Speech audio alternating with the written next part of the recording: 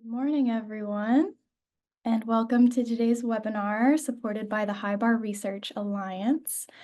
I'm Jessica Bench, a project and policy analyst with the Vice Chancellor of Research and Innovation at UC San Diego, and I'll be the moderator of today's one-hour event. This is the 25th in a series of webinars for researchers, research administrators, and others who are interested in highly integrative, basic, and responsive, or high bar research.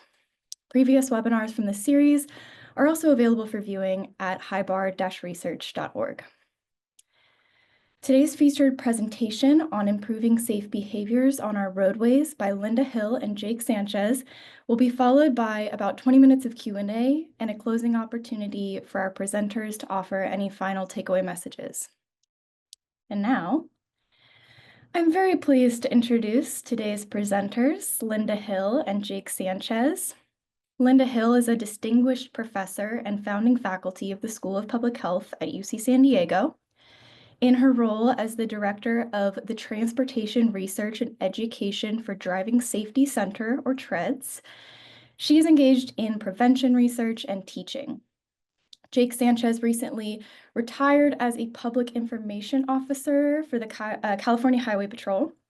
As part of this role, he collaborated with the TREDS team as they developed and delivered courses to promote safe driving behaviors among commercial truck drivers, the general public, and older adults. With that, take it away, Linda and Jake. Thanks for having me. We really appreciate this opportunity. So Jake and I are going to talk about a partnership that's almost 20 years old between our group and California Highway Patrol. Just a word about TREDS. We're based at the University of California, the School of Public Health. And in addition to the physicians that I represent and the law enforcement that Jake represents, we also have other public health professionals and safety experts. We also do, in addition to curriculum training, we do research, and I'm going to show you just a little bit about that, and have been funded by California Office of Traffic Safety, for which we're very grateful for the last 20 years, as well as Federal Motor Carrier Safety Administration, NIH, Safe Streets for All, Caltrans, and others who care about driving safety. So our goal at TREDS is to eliminate injuries and deaths from crashes. We don't call them accidents because they're just like other public health problems, very predictable with antecedents like other public health outcomes. And our goal really is zero fatalities. We've developed curriculum in these areas: aging road users, distracted driving, pedestrian safety, and impaired driving across both passenger vehicles as well as commercial vehicles. So we're going to give you a smattering of the curriculum. I just wanted to say that we also have research areas that we're involved in. Aging drivers, we were funded by AAA Foundation for Traffic Safety and have the largest prospective study of older drivers ever done in the world, 3,000 older drivers that were followed for 5 years. We also have done work on cannabis and driving, funded by California Department of Cannabis Control and AAA Foundation.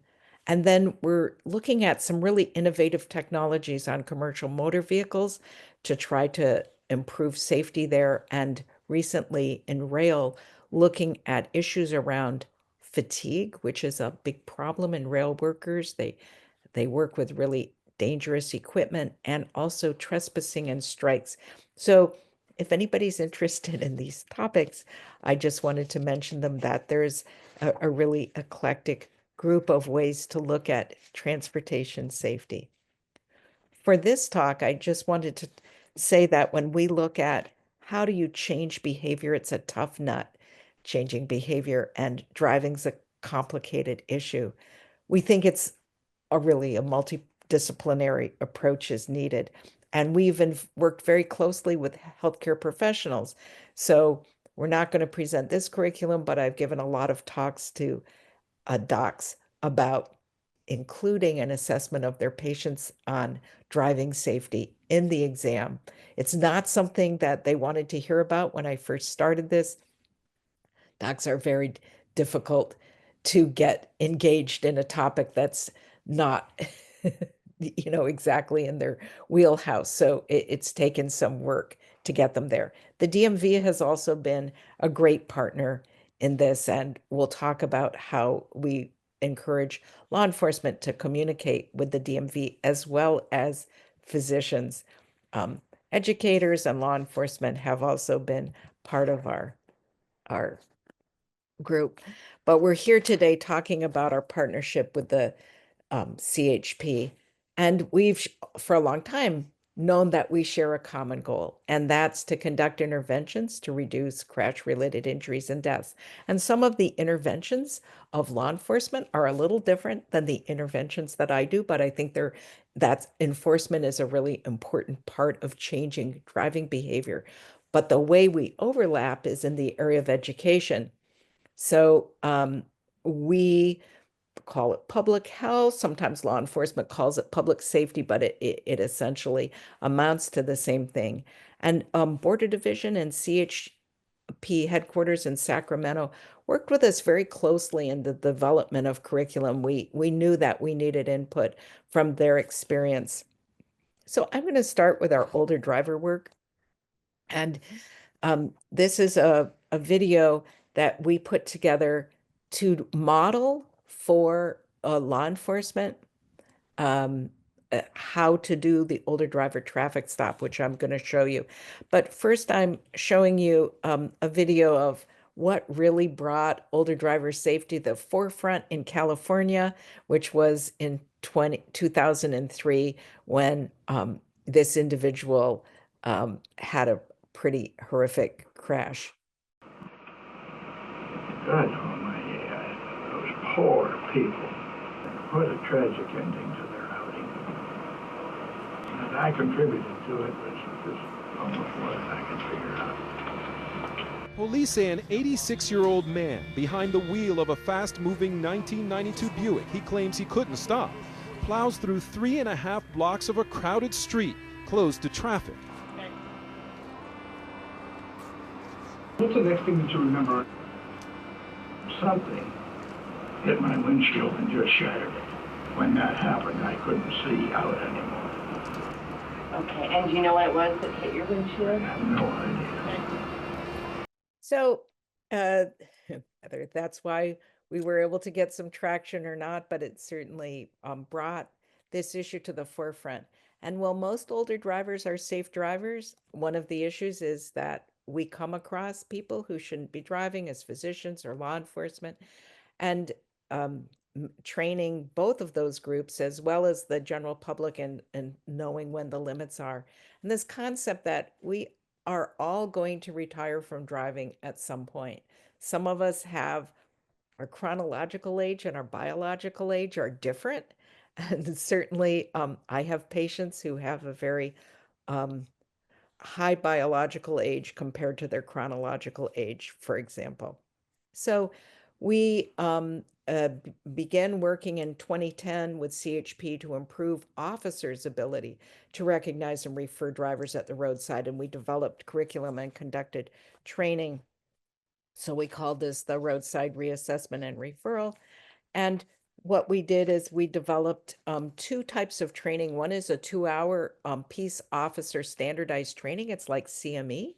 So we were able to get able to give people credit for attending the trainings. I think it increased the desirability. And then the second was a 30-minute brief training because we know people are very busy. And we were able to cover all of these topics, including a screen that we developed that we call the DOSI, but it's actually a screen for disorientation. So some of you who are in medicine will recognize these types of questions, orientation to person, place, and time. But what we did is we worked with the Alzheimer's group at UCSD and we validated the instrument.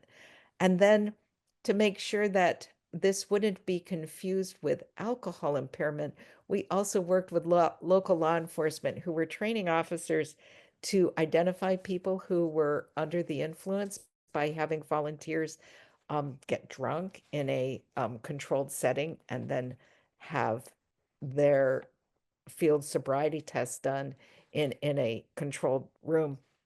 And they allowed us to test these individuals as they became inebriated on the dosie, and nobody forgot who they were or what their birth date was. It was very interesting. Completely different type of impairment than disorientation. So these are questions that are just who you are, where you, what day is it? What we wanted to be able to provide to the officers was really only to answer two questions. One is, do I report this individual to the DMV, or do I take the or do I take them off the road right now? And so between the training and then having a roadside tool, we were hoping to make those decisions Go ahead and step out of easier. your car, please. And this is an actor and a real Just put your hands down at officer. your side. Relax. Just have a few questions to ask you, okay? Now, what route do you normally take to get to the casino? Oh, the freeway. Okay, which freeway? Well, the one by my house.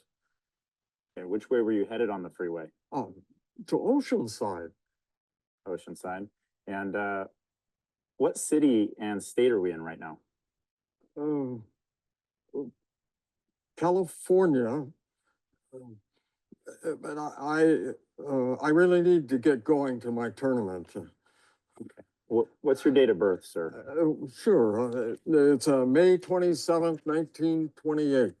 And do you know what day of the week it is right now? Oh, it's Tuesday. I always play bingo on Tuesdays. Okay. So again, we were trying to model the roadside stop. We also worked with the then commissioner of the CHP, Commissioner Farrow, to publish in Police Chief magazine to highlight this collaboration and also to highlight the fact that this training was available. We make all of our curriculum available for free to anybody across the country, though the California Office of Traffic Safety is California specific, but we work with agencies across the country to make it more specific for their jurisdiction. So the last thing I'll show you on older driver safety is the program Drive Safer. And we added this to the PIO toolbox to educate older drivers. We try to include the issues that are the most common for older drivers that can get them into trouble, with the idea that if they better understand them, then they can stay driving longer. Left-hand turns are one of those issues. And we encourage people who have concerns that they can make 3 rights, for example. We also try to pepper our talks with interact too much. Jake's going to show you some of that, ways to interact with the audience and also to include the video clips and anything that will make it more interesting. So here's an example of the kind of video clips we include. Is there really a correct way to position your rearview mirrors? When it comes to side, the answer is definitely yes. Many drivers will position the side mirror to show an expanse of the side of the car. Why do that? Are you afraid the rear of the car is going to vanish if you don't keep an eye on it? What this does is it limits the field of view of the side mirror. If you tilt the mirror outward, you start to see what it's been missing, such as another car. To position your side mirrors, make sure your driver's seat's where you want it, and then lean a little bit to the left, look out the side mirror, and adjust it so just the very slightest amount of the car is visible on that inside edge. Then, and do the same on the right side mirror. So you get the idea. These are just trying to break it up. Just in the last 11 years, we've trained more than 17,000 people through this program, through this Train the Trainer program. And I am now going to turn this over to Jake. Hi, everybody. Like Linda said, I'm a former California Highway Patrol officer, public information officer. did that for several years, and over just under 24 years. And the best part about it was the relationship we had with Fred's. And I kind of came in 2013 as the public information officer as we were developing this program, Just Drive. And again, it was kind of ironic when I was on patrol. My number one citation was the cell phone, and it kind of made the partnership even better because it let me know why these people didn't see me when they should always be seeing that black and white patrol cruiser as they're driving down the freeway. So going to the first slide, 2013 is when we began the program. Myself and Skip Carter, who was a former deputy commissioner of the Highway Patrol, began presenting this Just Drive course, and obviously it advanced throughout the years. 2016, we adopted a first responder. We'll talk about that as well. And then in 2017, converted into a commercial. And if we go to the Just Drive slide here. So this is kind of the opening, the new opening. So in 2013, it didn't look as pretty as it does today, but just kind of gives you an idea of how we start our program. Talks about the Office of Traffic Safety and the funding. And then go ahead, Linda, to the next one. So there's myself, and again, presenting, I think in that first year, about 75 different companies and corporations throughout San Diego County that I presented by myself with Skip. And then some of the other PIOs in the region also, just so happened that most of the businesses were in my area. And go ahead to the next. So we talk about the three different types of distraction, the visual, the manual, and the cognitive. And this kind of gave me an understanding of why people didn't see me and how distracted they were when they were on the phone. Texting involves all three of these, and which makes it that much more dangerous than just talking on the phone. And we'll go over that a little bit too. And the next slide, you'll see we kind of tried to illustrate that with a football field. Most people understand we're coming up on the Super Bowl here. Everybody loves football here. And so people can kind of understand why or how this could be very dangerous to them. We illustrate it by having the individuals pull out their cell phones and try to pull up a contact and then text. They have 4.6 seconds to do that. At 55 miles an hour, when you hit the play on this, the car starts to go across the screen, as Linda's showing you there. 4.6 seconds, the horn goes off again. What it lets you know is that at 55 miles an hour, you've traveled the distance of a football field, not focusing or being distracted with a text. Most people here in California do not drive 55 on our highways. They're driving much faster than that, 70 miles an hour and 103 feet per second at that speed. So we kind of give that illustration. This video here was an actual crash that was recreated for court purposes. You'll see the final crash there, what it looked like. So again, these are just videos that we like to show to let people be aware of the tragedies that have occurred from distracted driving. The next video here will show you just what officers see. And again, for me, it was ironic that people didn't see my black and white patrol car on the freeway. I didn't know why until I started working with Treds. And, Linda's definitely a smart lady and kind of filled me in on what was happening in their brains that didn't allow them to see a black and white cruiser, because everybody who's not distracted definitely sees our black and white cruisers out there. There's a video here next of me, just I think one of the contacts I had and what had happened. I don't know if you want to skip to that one, Linda. Now, I swore I'd seen everything you can do with a cell phone in the car. I was wrong. Southbound 15, south of Mira Mesa, I look to my right, young lady on her pink cell phone. I follow her for 3 miles, again, until I get to Miramar Way. The entire time, the cell phone's up to her ear. We get there, she looks left, she makes eye contact with me, and the cell phone becomes dislodged from her face. She pauses for about 2 seconds.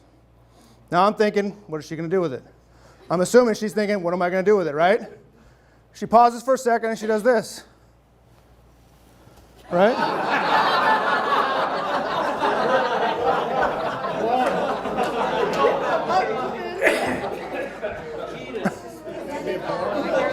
Pretty freaking hilarious, right?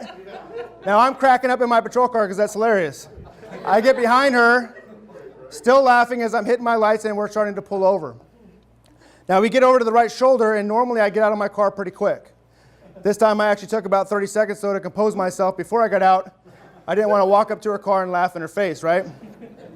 So I gathered myself, I walked up there and I said, "Ma'am, Officer Sanchez, California Highway Patrol, reason I stopped just for the cell phone." Now I got to hand it to her, she was honest. She said, "Officer Sanchez, you're right, I'm so sorry. My mother called, I hadn't heard from her in a couple days and I wanted to make sure she was okay." What was I thinking? Right? Another application back there, right? No, I was thinking that I wanted her to know that I saw her brushing her hair with her cell phone, right? Because she didn't say anything about that. So I paused for a second. I said, "Ma'am," I said, "I'm curious. Did you get a new application for your cell phone?" She looked at me funny. She's like, "No, what are you talking about?" I'm like, "You didn't get a new app that works as a hairbrush?" She's like, "Oh my God, you saw me, right?" I said, "Yeah, I saw you." She starts laughing and I started laughing and then I wrote her a ticket. So there you can kind of see, just again, a woman that used her hairbrush to try to get out of a ticket. And one, I didn't realize how much people enjoyed hearing the stories. As a law enforcement officer, it was kind of shocking to me that the biggest laugh I got was when I actually wrote this woman a citation for talking on the cell phone. So it kind of gives you a little bit of understanding of what people are thinking. And again, distracted driving is becoming an epidemic and people are very frustrated with it. So I think hearing that this person got a ticket was kind of justification for them. The next slide here kind of goes over what the Highway Patrol, this video is one of the videos that Treds developed to kind of show modeling or give examples of how to model driving behavior. Familiarize yourself with the route and secure your phone. Okay, sorry about that. Let's go. Hey, so what are we doing later? Well, finish your call first. I want to get there, but I want to get there in one piece. Sorry, I wasn't thinking. I gotta go. I'll call you later. Don't be afraid to speak up. Be assertive. Protect yourself. We are gonna be so late. Will you call Mom? Sure, you just drive. Let a passenger make important calls. Thanks, Lena. And so here on the brochures, again, for us, when we're out in the public, we're typically at a booth somewhere, and we like to have visuals for people to see and have and take with them, and kind of gives them a reminder. And this is one of the things that we asked Treds to help us with, and they've been a great partner, again, in providing that information. And again, those are those brochures that you see there.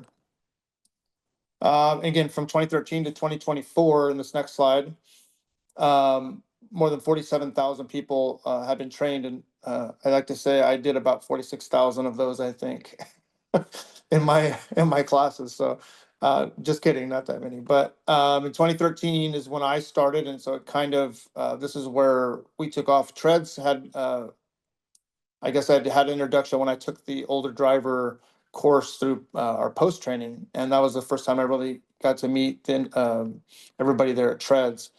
2013 is when we started developing major programs for traffic safety. And then the next slide. So first,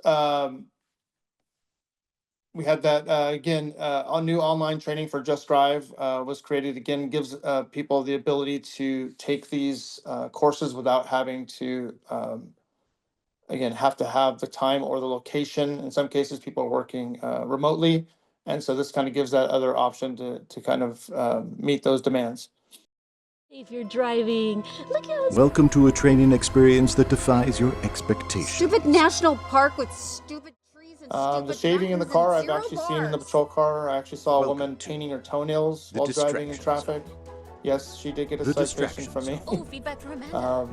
But it kind of gives you an idea of what Treds has done to develop some pretty cool videos. Using a chainsaw? Probably not. This 45-minute online program explores.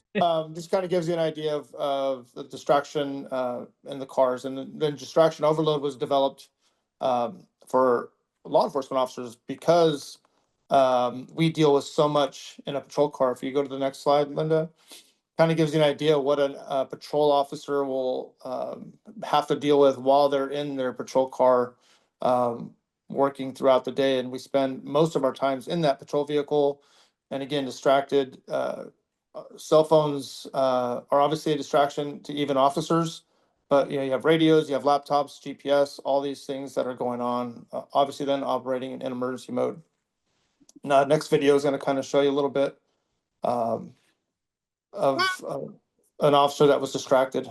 What the fuck are you looking at your phone, officer? This is a fucking another officer. Give me a second. Why are you texting? I don't care if you're texting. I wasn't texting. I was looking at my phone. Either way. Yeah, I know. That's my bad. Why are you doing that in a turn? I wasn't paying attention. So a lot of times, again, our officers are human beings too, and they make mistakes. And this wasn't a highway patrol officer, but it's another officer that obviously was distracted, and he realized it. And hopefully, again, that individual wasn't severely injured, and he'll learn his lesson from using it. Just Drive again. Then kind of took off into our commercial vehicles, and we can go to the next slide here. And it was developed for those individuals specifically. Major New York highways, texting or talking on the phone. On the BQE, this trucker appears more focused on texting than driving. On the Major Deegan, a truck driver, along with his co-workers, is looking down, texting, eyes focused on his phone, not the road. This big rig trucker on the LIE, obviously distracted, dialing up someone to talk to as he rolls along the busy highway. One of the worst cases we observed, this driver engaged in dual distraction as he talks on two phones, carrying on two conversations. On any highway where we set up our camera, we easily caught truckers dialing, texting, and talking on their phones. Illegal for sure, and potentially deadly.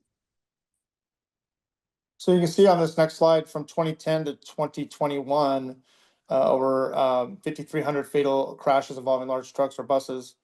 I don't think it's a big jump to say that cell phones probably had a lot to do with this. 2007 was the first iPhone. So phones, as they got smarter, more people started using them, and including our commercial drivers. And again, when their crashes happen, they're far more deadly and far more dangerous. Speeding, again, sometimes we may or may not have the information that the individual was on their phone, but they're definitely speeding because they didn't stop in time and caused a major collision. Number two being impaired driving under the influence of some kind. And then third, the distraction. Again, these are the ones that we could prove distraction was involved. So either downloading cell phone data or pulling video from a truck. This next video was developed again for the Highway Patrol to show commercial enforcement. Distracted commercial drivers. Often when we make commercial vehicle stops for people that are distracted using their cell phones, talking or texting, they give excuses that, hey, my boss just called, I'm trying to find out where I'm going.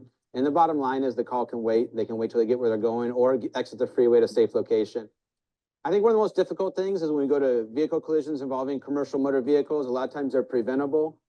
People are a lot of times are distracted, they're not paying attention. And if they just been watching the road, the whole thing could have been avoided. My friend Mike Poffenberger there, worked together for a long time. So just kind of give you an idea of what Highway Patrol is doing, again, helping develop safer roads out there with treads. And then we have our pedestrian safety, talking about pedestrians. In 2015, with the CHP and San Diego PD helped develop this program with treads. The program was piloted in the San Diego area in 2015, and it just aimed to educate pedestrians, improving their knowledge on how to safely walk. Because again, the numbers have significantly gone up for pedestrian fatalities as well. As you can see, those numbers are pretty significant. If you go throughout the years, for example, 2014, 4,900 deaths to 2021, where you have 7,400 deaths. Again, very, very dangerous Once you for our risk pedestrians getting out there. into a pedestrian vehicle collision, follow traffic laws and pay attention to your surroundings. Use pedestrian countdowns and avoid distractions. Be aware and be safe when you cross.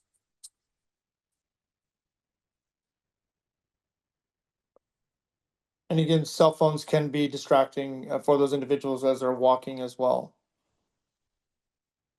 And then our impaired driving, again, a huge problem here in California.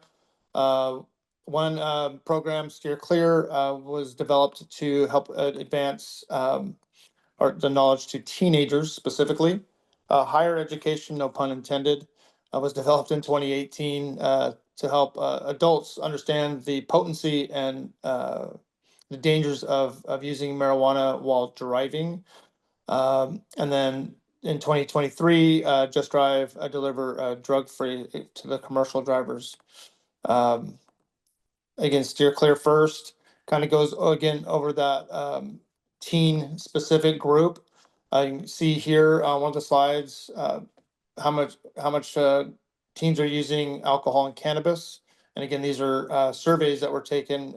We hope for honesty, but sometimes you don't always get that, so those numbers can be a little bit higher. So here you can see in the last 30 days how many students admitted to drinking, and then how many admitted to using cannabis or rode with a driver that had been drinking. So you have 5% to 14%. Here's a video again of a DUI checkpoint. Just kind of shows a little back up there. Probably know what this is. That's right, a DUI checkpoint, because people drive drunk or high. A lot of people. So what happens at a checkpoint? It all depends on what officers see, smell, and hear.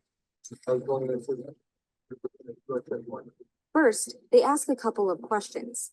Check out how your breath smells, and take a look at your eyes using a test called the horizontal gaze nystagmus test. All right, watch my thing with your eyes only. Keep your head still, don't move your head, please. Even if you think you're cool under pressure, or that You breath. probably advance to the next one, Linda. Just, I think most people know what a DUI checkpoint is and looks like. We just kind of showed the class what one would be if they were to get pulled into one, and how to react when they are.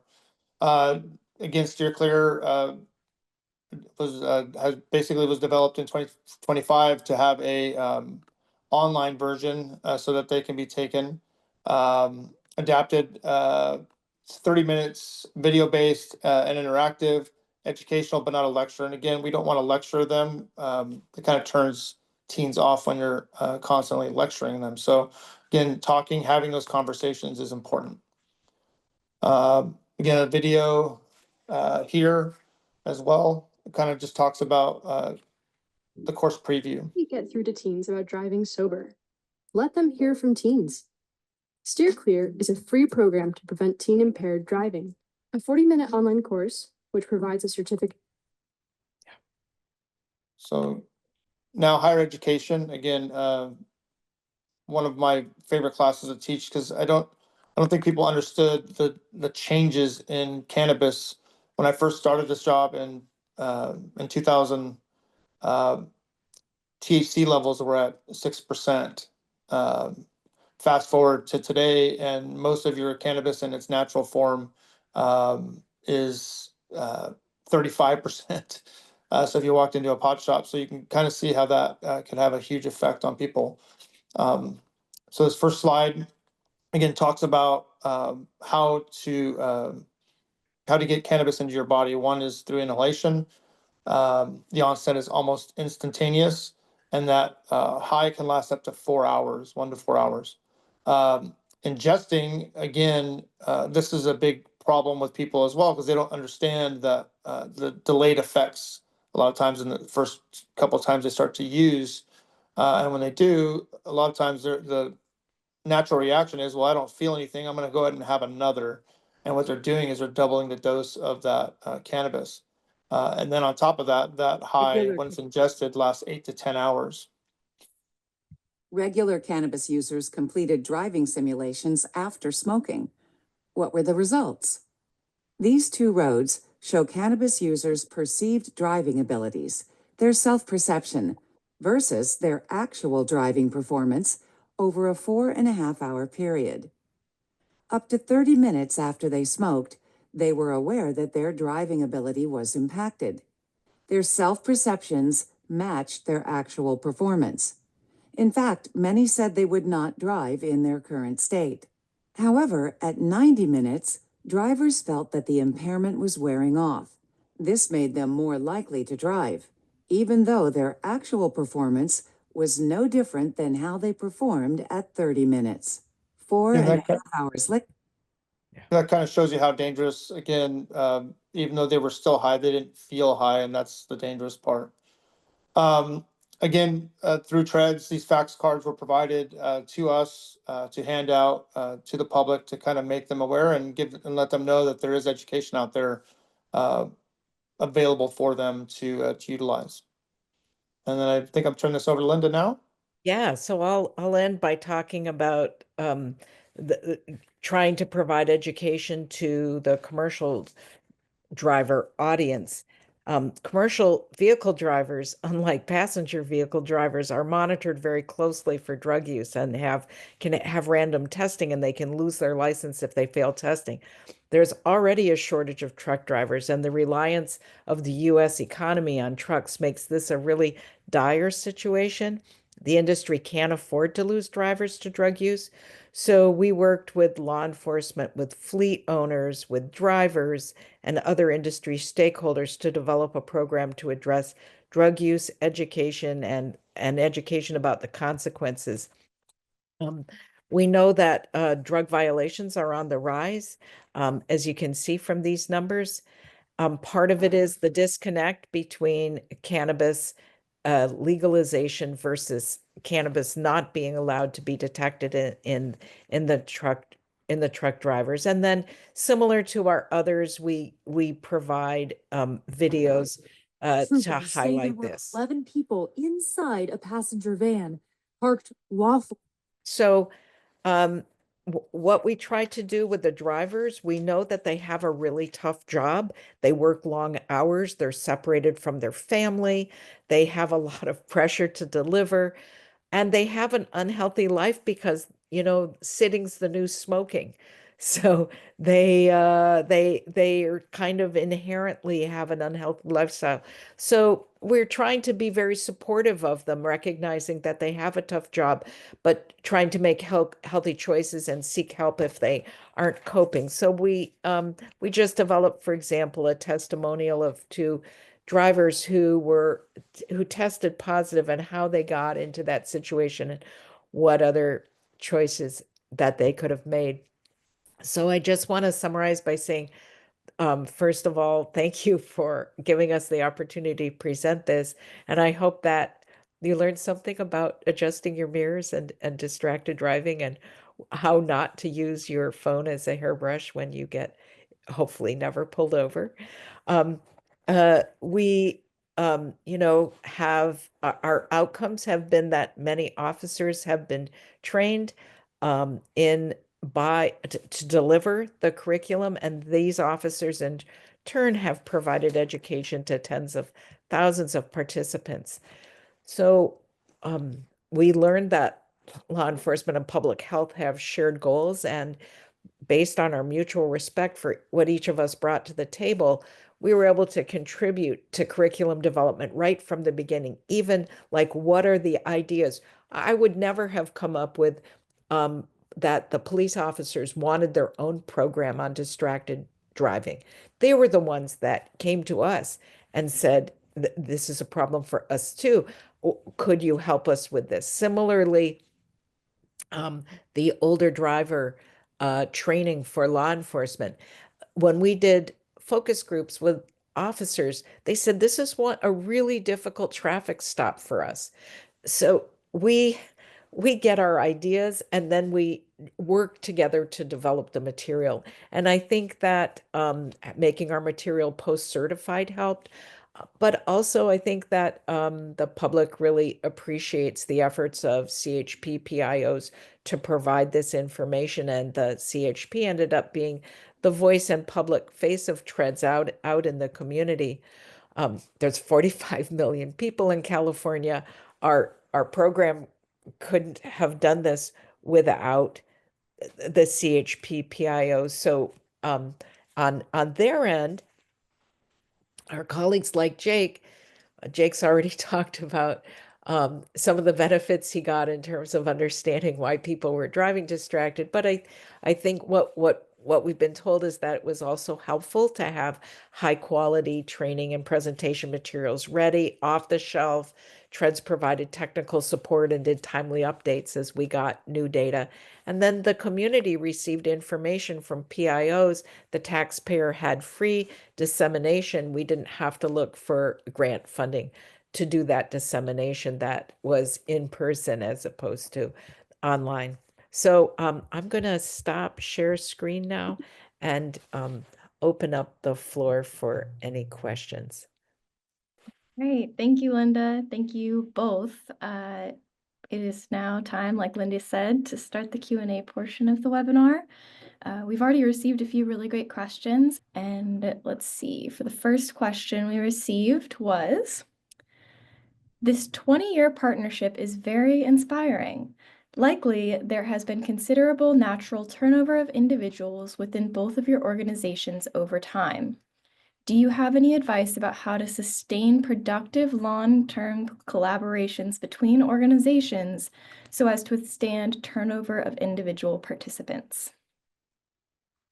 That's a good question. So Jake and I have actually had a really long spell with our respective jobs. So maybe less turnover than one would expect. And certainly in our TREDS group, we have been able to train the next generation of public health law enforcement professionals.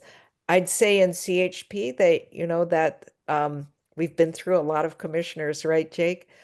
But Commissioners and chiefs, yeah. yeah, commissioners and chiefs, but each time we've been able to reach out to meet the new folks. They've been really supportive of what we've done together, and they've been interested in continuing the partnership. Great, thank you.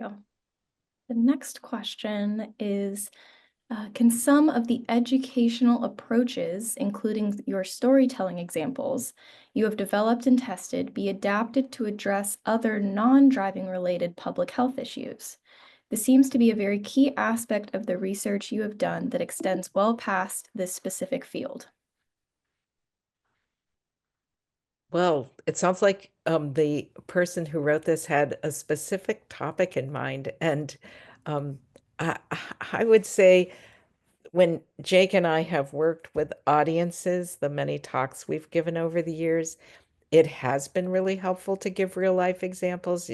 Jake gave you many examples. Jake, I particularly like the one you told where somebody didn't want you to see their cell phone, so they threw it into the back seat, but their back window was open and it Went out the window. Got littering ticket too as well on that one, Linda. I just, they are great stories. I've also found that in order to try to get the attention of physicians, that I've also had to tell stories to try to make it real for them. So I think it's a great way of keeping your audience engaged, whatever the topic is. It definitely does, especially on our side as well. So it's not some of the stories again, because as we're telling these stories, there's been many where they ended badly, and so we're trying to share some of the stories to kind of make people laugh, because we're also sharing some sad things as well. So it kind of is a good balance when we're giving these presentations. All right. Next question. The way you describe your work together sounds very iterative. And they explain that by saying that research informs the development of the training materials and courses, and then the results of the educational process informs new research and questions to investigate. can you share a bit more about how you see this iterative process, circular process? The attendee says it seems to be quite effective. Well, that's nice to hear. Uh, we've worked together as a team right from the beginning. As I said, sometimes we identify the problem through our research, but often it's our community of law enforcement who identify the problem themselves. And once we start working on a topic, we bring law enforcement into our team. So um, uh, Jake knows that once we're working with somebody, we never let go of them. And then if they try to retire and get away from us, then we hire them as consultants. So we just we just keep the good people like Jake. And for sure, eh, you know, doing outcome evaluation on this kind of education where your ultimate goal is to reduce crashes is really challenging. Even trying to have an intermediary outcome, like did we reduce distracted driving? We'd have to have a camera in their car. So the best we've been able to do, we do a lot of, post-class fill out, this online anonymous survey. Did you do it? Occasionally, we get a group of people who have taken our classes to give us their email, and we write to them 3 months later and ask them if they changed their behavior. But that's still self-report. It's really hard. All right, this is the last question we've received. And personally, as a research administrator, I'm very excited to hear an answer from both of you. Having worked with each other as a collaborative team for so long, is there anything that universities can do to make these cross-sectoral partnerships easier and more productive? Jake, I'll let you start that one. Yeah, so well, it worked for me in the sense that Treads made things more easy to deal with setting things up or getting. I'm not a huge computer person. I'm barely can figure out Zoom here. I I do most things interactively, and that's what I enjoyed. And about my job was being out there with the people and talking to people. So Treads really helped me establish I guess the groundwork, and I enjoyed the presentations. So when they were telling me, "Hey, we got presentations lined up for you," it was an easy partnership for us. Um, Finding that right individual, I would say, from the university level, when you're reaching out to some of these law enforcement agencies, finding the right person, I think, is a huge part of that. Like Linda said, we've had this relationship for a long time, and we're able to maintain that relationship because we both benefited each other. And I think that's the best way of continuing a good, healthy relationship with law enforcement and universities, is finding that right individual that is passionate about the same information that's being disseminated to the public. And on our side, we wanted to know, we are asked pretty direct questions to our law enforcement partners. How is it that you like to be trained? How is it that you like to learn? What do you think is going to make what material would be easiest way for you to present? And even going so far as to do focus groups with group of groups of local law enforcement to be able to get their perspective as well, so that we're understanding each other and know what it's like to sit in their shoes and walk in their shoes. I think the more that we can communicate about what our mutual goals are, that has helped us a lot. I received some more questions. This one's for Linda. In your concluding remarks, you said that these projects have led to different methods of disseminating information, ones that might not be common for many university projects.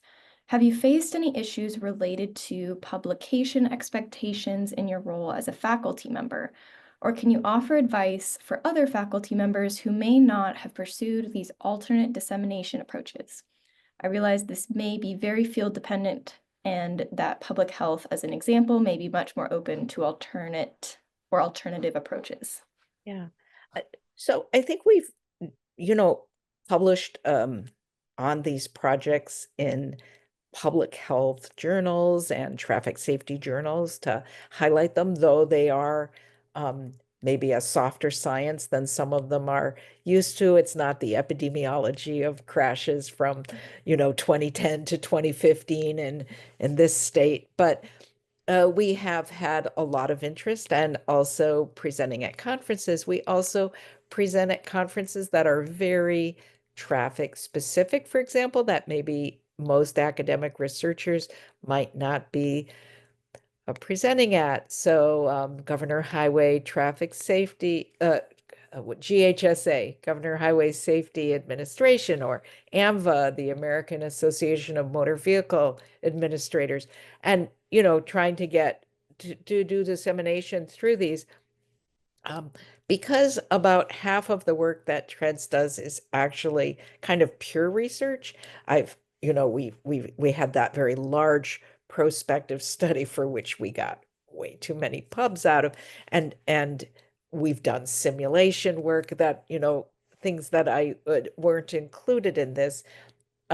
And is probably kind of irrelevant to your question, but that has meant that we've had publications in the transportation research side that kind of for sure exceeded the number of publications from our community work, but we were still able to find venues for both written and oral dissemination that were acceptable to university cap.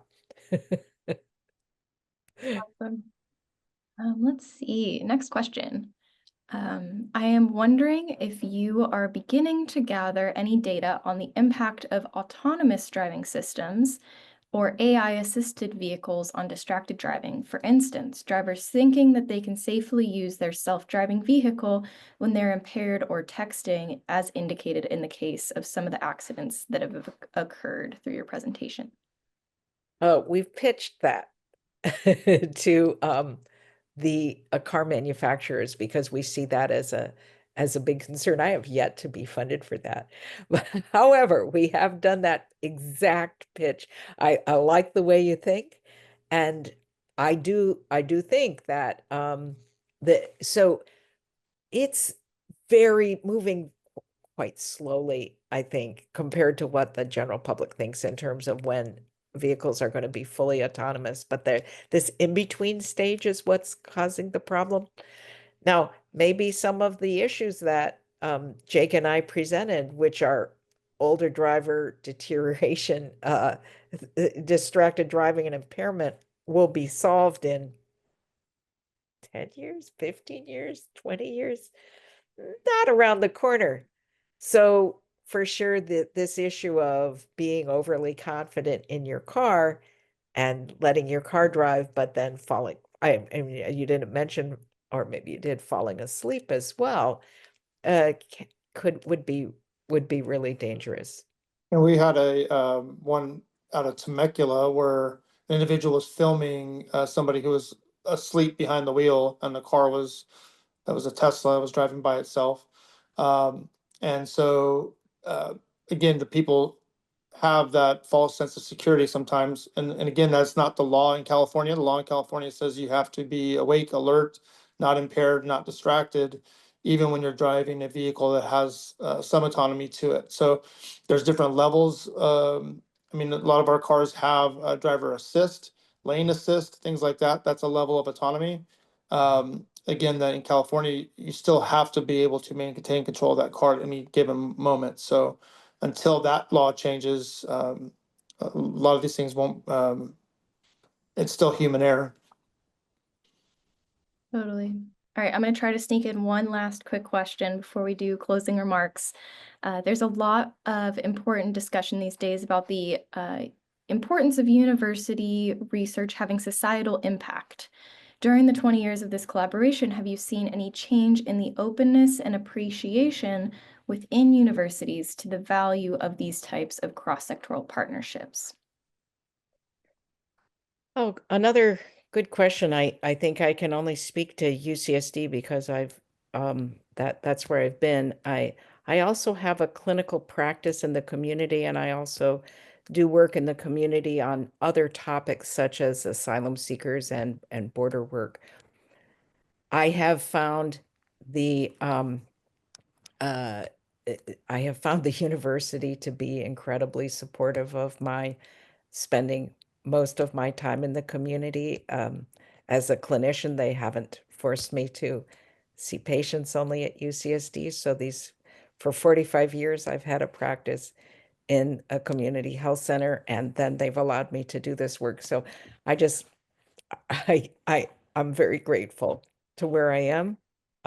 And I hope that your universities are as well. Awesome. With that, would like to invite you both to offer any quick final takeaway messages before we end our webinar today with 2 minutes left on the clock. I just wanted to say, thank you for the opportunity to present.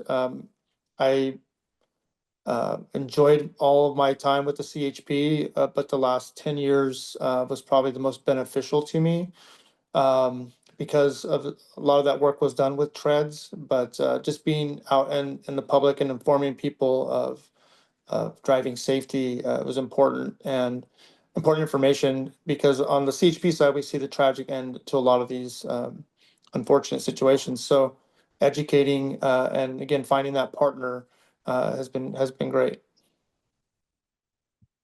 And I'd say that many of the important public health issues of our time it certainly includes traffic crashes, but also gun violence. These are really complex problems, and we need to be talking in multidisciplinary groups to solve these problems. And this is just one example of how to do that, but we're going to have to work together to really get to a better place soon. Absolutely. Thank you so much again, Jake and Linda. And thanks to everyone who attended today's webinar. With that, stay tuned for announcements of future events in the series, and I hope everyone has a great rest of your day.